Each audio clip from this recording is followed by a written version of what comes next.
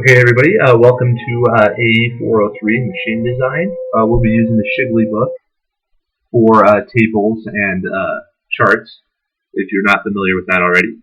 Alright, so here's our problem. We have a 1018 hot-rolled spur pinion gear rotating at 600 RPM.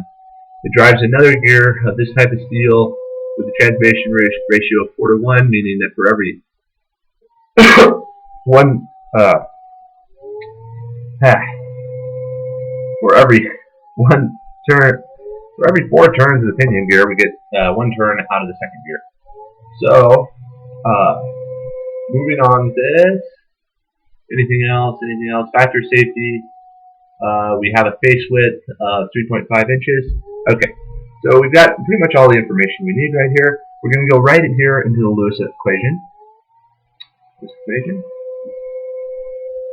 So sigma is equal to kV, which is the velocity factor, times omega t, which is the tangential force, times p, which is the pitch, all over f, which is the face width, times the Lewis factor y. Alright, this is great, but we're looking for WT, so let's rearrange this equation. This goes to the tangential force that the gear is able to take, times F times omega times Y all over kVt. And we still have a factor of safety in here that we need to include. So in order to get this stress, stress is equal to Sy all over Fs. So we can change this even more and go face width times Sy times Y, capital Y, that's why I have those bars on there, times kV times pitch times Fs. And if you're familiar to seeing the factor of safety as an N, I use Fs here because there's an N for the rotational rate of the gears, so I don't want you to be confused by those. So that's why we're using Fs for this problem. Alrighty, I think I hit on all what these variables all are. Yeah, the reason we're doing WT here is in order to get power, you have to find the force that's being applied, so force over time. So this is the one we're going to want. The stress isn't really valuable for anything. Okay, so using table A20, you can find that for the 1018 hot rolled steel for the gear, Sy is going to equal 32 KSI. And then for the 1040 hot rolled, Sy is going to equal 42 KSI. Alrighty, so we've got that property out. We now need to find the Lewis factors. And because these gears have 15 teeth, the first gear has 15 teeth. Since the ratio of 4 to 1, the second gear is going to have 15 times 4, which is equal to 60 teeth. So those are our 2 teeth. So then, for the 15 teeth, Y is going to equal 0.290. And then for the 60 teeth, Y is going to equal 0.422. 0, not 6. Alrighty then. So now, I'm going to go ahead and up here we have S and Y multiplied together. I'm going to go ahead and multiply these right now just to kind of clear the air a little bit. So Sy, Y, of the 1018 is going to equal 9.28 KSI. And Sy, Y, Lewis factor of the 1040 is going to equal 17.72 KSI. Alrighty then. But you have to remember we have these two values here now, but which one do we use for the strength? Well, you use the 1018 one because the pinion defines omega t. Defines, or not omega t, WT. Defines WT minimum.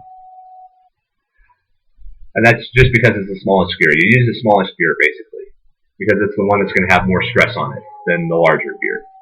And you can kind of see how that works, but this is just the standard rule. The pinion is always the one that you take the Sy of. So we're going to go ahead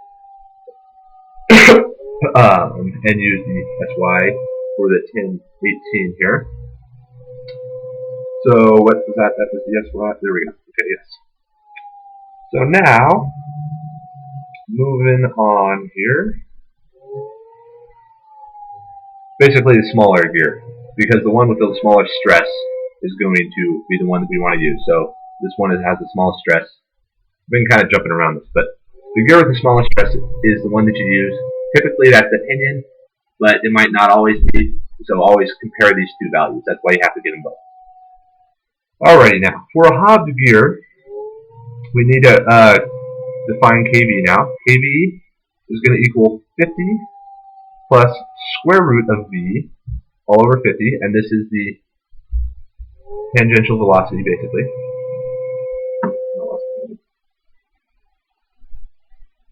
Tangential velocity going off the gear. So in order to get that, v is equal to pi d times the rotational rate. And then d is equal to the number of teeth all over the pitch, which is equal to 15 over 3 for the pinion, which is equal to 5 inches. So v is equal to pi times 5 inches times 600 RPM. Let me make sure I've done that all correctly. Yes. Per gear, yes. Alrighty then. So then, that's going to be equal to 9,425.24 inches per minute, which is then doing a quick conversion there at 785 feet per minute, because that's what you have to use for this equation. This is in feet per minute. So using these kV factors, you have to be really careful the units that you're using in each one of them. So just be aware of that whenever you're working with any of these things. Alrighty then. So now, okay. So then kV is going to equal 500 plus square root of 785 all over 500 is equal to 1.56. Cool. Now we can get WT, because we have all the values that we need in this equation. We got SY, ST, we have the face width that was given to us, kV we just solved for, the pitch was given to us, and the factor of safety was given to us. So, WT now is going to be equal to 3.5 inches times 9.28 KSI all over 1.56 times 3 inches to the negative 1, because that's how pitch is defined, all over 1.25, factor of safety. This is going to give us 5.552 kip. And now we have to actually get the power, and the power H is equal to WT times V, and in order to get the force and the velocity into actual horsepower, you have to divide by 33,000, which is foot pounds per minute. Because this is in pounds, this is in feet per minute, and you need to cancel those out in order to get horsepower, because 1 horsepower basically, this is a conversion factor if you want it to. I just consider it a part of the equation. But this is just, you have to convert it to get horsepower. So then doing this, you've got 5,552 pounds times 785 feet per minute, and all divided by 33,000 foot-pounds per minute, and that is equal to 132 horsepower. So that's the maximum amount of power that this gear can transfer without failure, meeting the criteria in our factor of safety.